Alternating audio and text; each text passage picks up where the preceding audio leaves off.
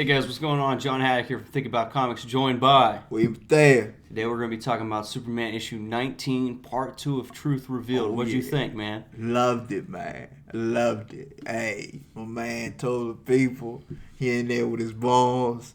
Yo, he like, look, you're fired. He was like, you're fired.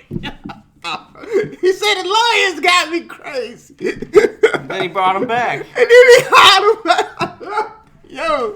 Yo, I tell you, I loved it, man. I loved it. So do you like the direction that he's going with? Because you get two stories in this, essentially. You get the part where we're seeing, Superman / Clark's identity, the consequences of him at the Daily Planet. Yep. And then we get to see the Superman side of it, where he's still trying to save lives. Save lives, and the intergalactic peace council. Yeah, yes. So what do you think of that format of them setting it up? Here's Superman, Clark Kent, and then here's Space Superman. Okay, so I like both because one, it went to showing what I think society would really feel about Superman because of how great he is. They would accept him.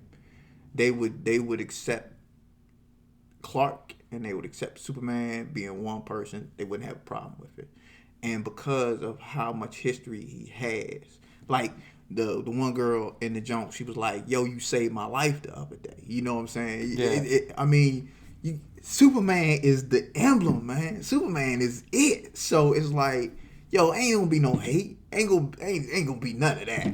You know what I'm saying? Now, then on the other side, he goes out of space, fight a bad guy, and then get knocked out. Yo, I ain't like that at all. But you didn't like Mongo get knocked out. I don't like hyping him up. Let's let this first episode. Let's let this first dynamic of you showing the two show him a handling business on both ends. You see, that's the problem. The problem I had with this bend is there's a lot of things I've had. Okay. And I'm not trying to just go and just bury this book, because I think burying this book is really, really easy to do. And as a big Superman fan, I'm trying to find to find where the good parts are and outweigh the bad. I don't like that this book's primary focus has been Superman in space. A lot of it we haven't seen him on Earth. Yeah. And the fact that he gives up his identity. I was hoping that these books would focus more on his family. Because when Rebirth first started, the biggest thing that I liked about the Superman was we had Lois, we had John Kent, we had that family unit that was really, really cool, and I felt like that's what Superman was. That's what Clark Kent was, and all that stuff. And I think since we've had the, Bendis taking over, he's kind of pushed the Clark Kent stuff to the side and made Superman the focus, and he's trying to, bury Clark Kent and bury his family and everything. And it hasn't, it hasn't, for me, I haven't gotten the highlighted parts of his family. And I even feel like when he's in the office, I feel like Lois is just taking a back seat to it. Well, Lois is the support. This is a support system. Yeah, but so you know what I'm saying. But I don't see Lois Lane as a support system. I see her as a very strong character in the Superman mythos. Okay. Now that she's his wife and the mother of his kid, who is God knows somewhere in the future, I feel like you would with all the things going on in her life, she just seems very withdrawn and kind of not as forward with everything that's happened to her. Your kid just left, and then he comes back. He's 10 years older. You're no longer kind of in your family household. Yeah. He just outed himself as Superman. Yeah. She seems pretty cool with all of this. And she should be. But I feel like there should be some kind of better cohesion between the two. It looked great to me. I don't know. In my opinion, I wasn't feeling it. Okay, so I'm just going to say this. All right. The whole press conference was about him coming out. That's right. She was there to support him and be by his side through this transition. Now, if she wasn't there, I would have been like, that's fake. But she was there. And she didn't talk a whole lot because she knew the questions were mainly going to be directed at Clark. And this was Clark breaking it down to his coworkers. Yo, I ain't mean to drop this on y'all like this, but I felt that this needed to be done. And them saying, hey, we accept you. Lois already know he's Superman. Yeah, but so, it's like, the whole scene felt good. Like, I feel like the direction that Michael Bendis has done with the Superman, like I said, with the Rebirth, it was, you just didn't get Superman in the Superman title. Okay. You got his whole family. And they've kind of, like, right when he did the Rebirth, he kind of put the family on the back burner. And now I feel like he's putting the Clark Kent stuff on the back burner because the issue for me, how the pacing felt for me, was he's okay, he does the Daily Planet thing. Yeah. And then it's, okay, hurry up, throw him back into space so he can fight this intergalactic stuff.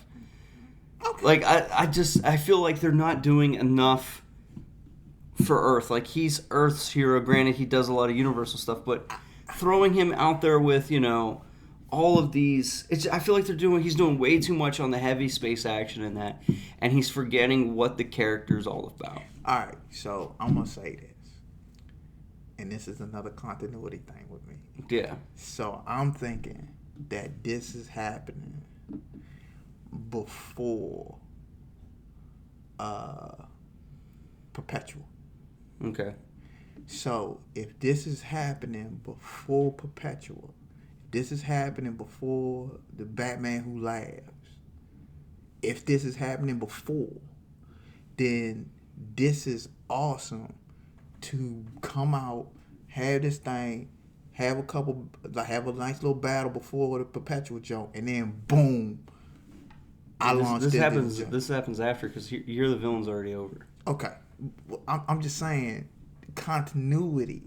If the villain and his title here was still going on at the same time. Well, so you see what I'm saying? Well, if you want to bring up DC continuity, it's so confusing right now with all that stuff. Yeah, but here's the thing: if that's the case, then it seems like it flows, because I got over this one hump. No matter how he deals with the villain now, Mongol. Okay, everything is already back to normal in Year the Villain. Everything is back to normal after Year the Villain with Batman, Superman, as far as dealing with the Six and the Batman Who Laughs. Yeah. So everything is back to normal. Yeah. So I like that. This is just one slice into the life of Clark and his family. Actually, Clark and Lois. The son they already built up and is now taking a good role in Legion. Mm-hmm. So I think they got a good, strong Legion kid in Superboy, and they got a strong Lois and a strong Clark back at home. Okay. So you made this new guy that's taking over now for the Legionnaires. He out there doing his thing, knocking it out the box. And now you back home. You got Superman back the way he's supposed to be. The apple pie. I love everybody. I stand up. Be true. Be justice. Yo. And you got Batman back the way he's supposed to be. Kind of, sort of. I mean, the whole Catwoman. But anyway, we're going to digress from that. But everybody is right in the lane they supposed to be in. Okay. Well, let me end with this. Okay. I feel that this book, DC comes out. The fans, for the most part, we all like the whole Superman family. Oh, yeah. I feel like they were like, okay, how can we get rid of this and get Superman back to being just Superman? Yeah. Get Lois out doing her own thing. Yeah.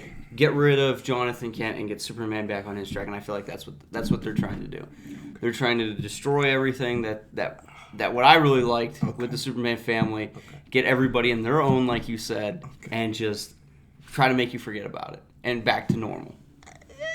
But that's where I'm at. But hey, guys, thanks for listening. Thanks for watching. Hit us up in the comments section. We do a good job trying to get back to you guys. Give a like, give a subscribe. You want to go ahead and sign us off? Hey, don't forget to support your local comic book shops. They need you. Thanks, guys.